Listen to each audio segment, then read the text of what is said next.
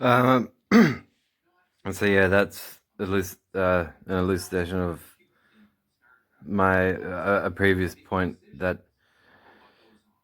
by saying something is supernatural, what you're saying, uh, if uh, kind and sincere, you'd be saying, well, this hasn't been defined yet in terms of nature. So the move to suspend judgment is merited and wise, arguably, and in relation to supernatural claims.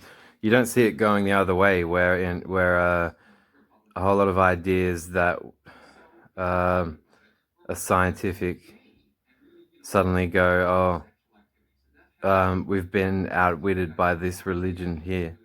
But you see throughout history and all throughout history that uh, as human reason began to get celebrated, as logic and consciousness began to uh, be celebrated by prominent philosophers and thinkers.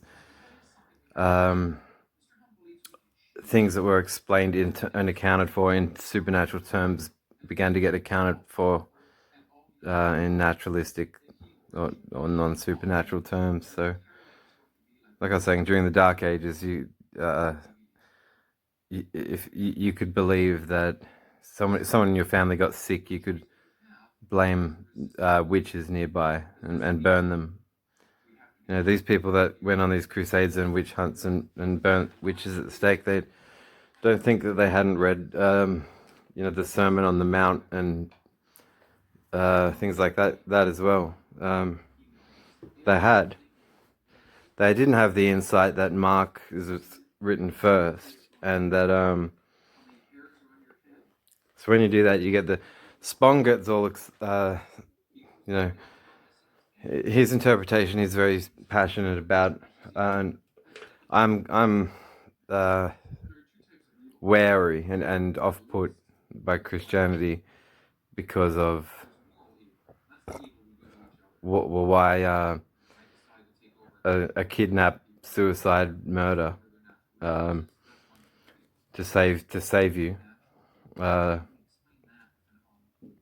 Sorry, I just don't think that and people that try to exonerate God morally will have a hard time with the verse Isaiah 45:7 because what the bulk of the Bible contains that's negative or destructive or reprehensible in moral terms involving God are actions, activities, and behaviors where he's killing children, he's killing virgins, he's issuing 50 pieces of silver, shekels penalty for the rape of an unpledged virgin.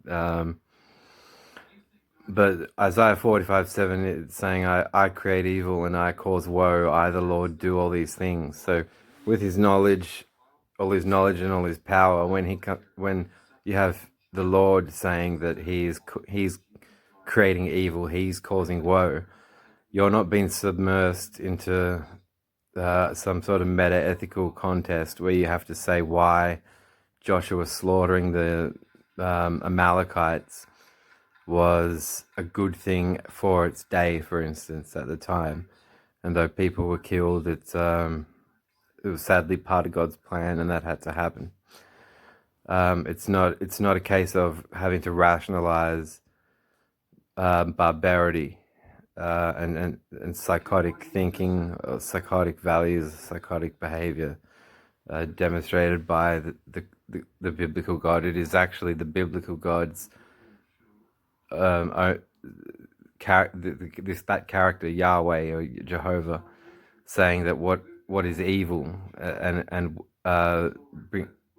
leave you in a state of woe and woeful is of his design and intention, and he does all these things. So that verse, Isaiah 45:7, its ramifications are absconded onto the Luciferian character by Christians, and suppose otherwise there really is no way.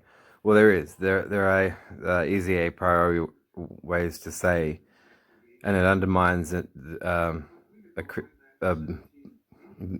Bible believing Christians' introductory stories and claims that shortly after creation we were given this gift of free will, or at creation we were created, and amongst the many gifts of existing, free will is one of them.